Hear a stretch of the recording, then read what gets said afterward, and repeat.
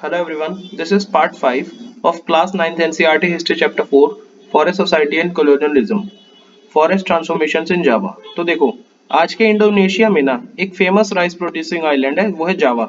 लेकिन देखो एक टाइम पर ना ये पूरा का पूरा जो जावा का एरिया है ना ये फॉरेस्ट से कवर्ड था। कॉलोनियल पावर जो कि उस टाइम पर इंडोनेशिया में थी वो कौन सी थी? डच। और काफी सिमिलैरिटीज है जो फॉरेस्ट कंट्रोल इंडोनेशिया में हुआ था ना और जो इंडिया में हुआ था उनके लॉज में ना काफी सिमिलैरिटीज है। इंडोनेशिया का जो जावा है तो यहाँ पर डच ने ना स्टार्ट कर दी थी फॉरेस्ट मैनेजमेंट। ब्रिटिशर्स की तरह ही देखो डच को भी टिम्बर चाहिए था जावा के फॉरेस्ट से, क्योंकि उनको भी शिप्स बिल्ड करनी थी। तो 1600 में जावा की पॉपुलेशन एस्टिमेटेड 3.4 मिलियन थी। लेकिन और जो विलेजेस थे ना वो फर्टाइल प्लेन्स पर थे इधर। लेकिन कम्युनिटीज ऐसी भी थी जो कि माउंटेन्स पर रहती थी और शिफ्टिंग कल्टीवेशन प्रैक्टिस करती थी। The wood cutters of Java.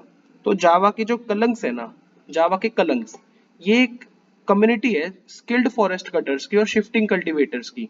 और ये काफी वैल्यूएबल है, इतने वैल्यूएबल कि 1755 में जब मातारम किंगडम जो थी ना जावा की ये स्प्लिट हो गई थी, तो 6000 कलंग फैमिलीज जो थी ये इक्वली डिवाइड हो गई थी दो किंगडम्स में। अगर इनकी एक्सपर्टीज ना होती ना तो टीक को हार्वेस्ट करना बहुत ज्यादा मुश्किल हो जाता, इतना कि किंग्स अपने पैलेसेस भी ना बना पाते।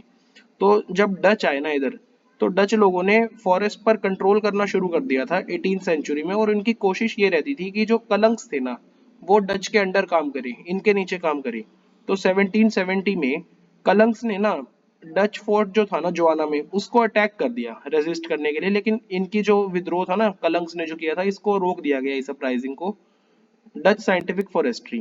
तो देखो 19th सेंचुरी में जब ये इम्पोर्टेंट हो गया था ना कि टेरिटरी को भी कंट्रोल करो, लोगों को भी कंट्रोल करो, तो डच लोगों ने क्या किया? डच लोगों ने फॉरेस्ट लॉज को इनेक्ट कर दिया जावा में। तो इससे विलेजर्स का एक्सेस हट गया फॉरेस्ट से। अब जो वुड है ना वो सिर्फ कुछ स्पेसिफाइड पर्पसेस जैसे कि रिवर बोट्स बनानी हो, घर बनाने हो, इसके लिए काटा जा सकता है। या फिर अ, और कुछ जो स्पेसिफिक फॉरेस्ट जो थे ना उनको सुपरविजन के अंडर डाल दिया था, सुपरवाइज करेंगे इनको, हम देखेंगे। तो विलेजर्स को पनिश किया जाता था अगर वो यंग स्टैंड्स में, मतलब जहाँ पर नए नए पेड़ उगाए हुए हैं ना फॉरेस्ट का वो वाला हिस्सा जो होता है, वहां पर अपनी कैटल को ग्रेज कराएंगे या फिर वुड को ट्रांसपोर्ट करेंगे बिना किसी परमिट के। अगर वो फॉरेस्ट के रोड पर किसी हॉर्स कार्ट या फिर कैटल के साथ ट्रेवल कर रहे हैं तब भी उनको पनिश कर देंगे। तो देखो इंडिया में क्या होता था, इंडिया में फॉरेस्ट को मैनेज करना था शिप बिल्डिंग या रेलवेज के कारण, तो इसके लिए फॉरेस्ट सर्विस का इंट्रोडक्शन हुआ था। तो 1882 में 2,80,000 स्लीपर्स जो है ना इसको जावा से ही एक्सपोर्ट कर लिया गया था सिर्फ। लेकिन देखो इस सब काम के लिए ट्रीज को काटना भी है, लॉग्स को भी ट्रांसपोर्ट करना है, स्लीपर्स बनाने भी है, तो इसके लिए लेबर चाहिए। तो डच ने क्या किया? डच ने सबसे पहले जो लैंड कल्टीवेट किया जाता था ना फॉरेस्ट पर, इस पर रेंट इम्पोज कर दिया, रेंट लगा दिया। लेकिन कुछ विलेजेस को अ, इस कंडीशन पर कि आप फ्री लेबर और बफेलोज दोगे ताकि हम कटिंग और ट्रांसपोर्ट टिम्बर को काट कर ट्रांसपोर्ट कर सके, तो हम आपको रेंट से मुक्त कर देंगे। इस कंडीशन पर कुछ विलेजेस को रेंट से एग्जेम्प्ट कर दिया था। और इसे क्या कहते थे? इसे कहते थे ब्लेंडोंग ब्लेंडोंग डीनस्टन सिस्टम। देखो ब्लेंडोंग डीनस्टन सिस्टम।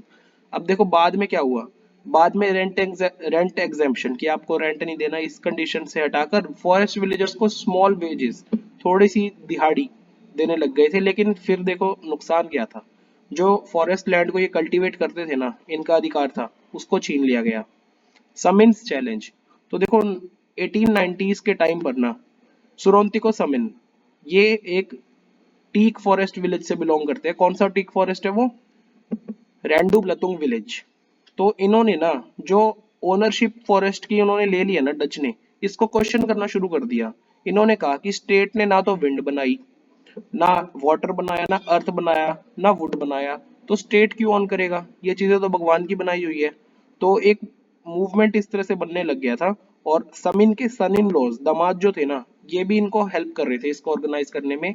तो 1907 तक देखो 3000 फैमिलीज जो है वो समिन के आइडियाज को फॉलो कर रही थी। कुछ जो समिनिस्ट होते थे ना, मतलब समिन को फॉलो करने वाले लोग, इन्होंने किस तरह से प्रोटेस्ट किया कि जब डच आते थे ना लैंड का सर्वे करने के लिए तो ये लेट जाते थे लैंड पे, लाइंग डाउन, इस तरह से इन्होंने प्रोटेस्ट किया। लेकिन और दूसरों ने देखो कईयों ने टैक्स या फाइन देने से या फिर लेबर का काम करने से रिफ्यूज कर दिया, इस तरह से प्रोटेस्ट किया था उन लोगों ने। अब देखो वॉर एंड डिफोरेस्टेशन। जो फर्स्ट वर्ल्ड वॉर और सेकंड वर्ल्ड वॉर हुई है ना, इसका फॉरेस्ट पर काफी ज्यादा इम्पैक्ट रहा है। इंडिया में जो काफी प्लान्स जो थे ना उस टाइम पर, वर्किंग प्लान्स, इनको हटा दिया गया क्योंकि फॉरेस्ट डिपार्टमेंट्स को अंधाधुंध पेड़ काटने थे, क्योंकि जो ब्रिटिश की वॉर नीड्स थी ना इनको पूरा करना है। और देखो ये तो इंडिया का केस हो गया। जावा में जापानीज ने इस रीजन को ऑक्यूपाई किया था ना, जस्ट इससे पहले डच लोगों ने एक स्कोर्ज्ड अर्थ पॉलिसी इसको अपना लिया। क्या करते थे वो, सॉ मिल्स जो होते थे इनको डिस्ट्रॉय कर दिया, और जो जाइंट टीक लोग्स की पायल थी ना, मतलब जो लकड़ी पड़ी थी इनके पास, वो जो झुंड था लकड़ी का, उन पाइल्स को आग लगा दी ताकि जापानीज को ना मिल जाए वो। तो लेकिन देखो जब जापानीज ने कब्जा कर लिया, तो जापानीज ने भी इन फॉरेस्ट को बहुत ज्यादा एक्सप्लॉइट किया है कि अपनी खुद की वॉर इंडस्ट्रीज के लिए। तो ये लोग जो फॉरेस्ट विलेजर्स जो होते थे ना, इनको फोर्स करते थे पेड़ काटने के लिए। तो काफी विलेजर्स को एक तरह से ना अपॉर्चुनिटी भी मिल गई थी कि वो कल्टीवेशन को एक्सपेंड कर दे फॉरेस्ट में। जब वॉर खत्म हो गई तो ये काफी डिफिकल्ट हो गया था इंडोनेशियन फॉरेस्ट सर्विस के लिए कि उनको ये लैंड वापस मिल जाए। तो इंडिया में देखो, इंडिया का केस आ गया अब। इंडिया में देखो एग्रीकल्चरल लैंड की नीड थी ना लोगों को, और फॉरेस्ट डिपार्टमेंट की ये इच्छा थी कि ये सारा लैंड वो ले ले। तो इसके कारण कंफ्लिक्ट हुई। फॉरेस्ट डिपार्टमेंट ये जो एक्सक्लूड करा था ना लोगों को, तो लोगों की नीड भी थी, तो इसके कारण भी कंफ्लिक्ट हुई। New developments in forestry. तो अब देखो 1980 से ही एशिया और अफ्रीका में कई गवर्नमेंट्स ने ना साइंटिफिक फॉरेस्ट्री और जो फॉरेस्ट कम्युनिटीज को दूर रखने की प्रैक्टिस है ना फॉरेस्ट से, तो कॉन्फ्लिक्ट इनके बीच में आई है। एशिया और अफ्रीका की गवर्नमेंट जो है ना, इन्होंने एक तरह से इनके बीच में कन्फ्लिक्ट्स आने लग गई थी कि ये चीजें सही नहीं है। अब जो कंजर्वेशन हो रही है ना फॉरेस्ट की, इस टिम्बर कलेक्शन से ज्यादा इंपॉर्टेंट गोल इसको माना कि फॉरेस्ट हमको कंजर्व करने हैं, बचाने हैं। तो गवर्नमेंट ने ऐसा देखा कि अगर ये गोल रीच करना है, कंजर्व करना है फॉरेस्ट को, तो जो लोग फॉरेस्ट के नजदीक रहते हैं ना इनको इन्वॉल्व करना पड़ेगा। कई केसेस में जैसे इंडिया में देखो मिजोरम से केरला तक डेंस फॉरेस्ट जो है ना वो सिर्फ इसलिए सरवाइव कर पाया क्योंकि विलेजेस ने ही ना उनको बचाया है। किस तरह से, वो लोग पूजित मानते थे इनको, पूजा करते थे, पवित्र मानते थे इनको, सैक्रेड ग्रुप्स को, जैसे कि सारनाथ हो गए, देवरा कुड्डू हो गए, कान राई, इस तरह के सैक्रेड ग्रुप्स को वो पूजते थे, तो इनको बचाते भी थे। और जो कुछ विलेजेस जो थे ना वो खुद ही अपने फॉरेस्ट में पहरा देते थे, जहां पर हर एक हाउस होल्ड जो था वो बारी बारी से हेल्प भी करता था। तो वो फॉरेस्ट गार्ड्स के भरोसे नहीं छोड़ देते थे। लोकल फॉरेस्ट कम्युनिटीज और एनवायरमेंटलिस्ट जो है ना वो आज भी देख रहे हैं कि किस तरह से वो अलग अलग तरीकों से फॉरेस्ट मैनेजमेंट कर सकते हैं। तो इसी के साथ ये चैप्टर हमारा खत्म हो गया है। Thank you.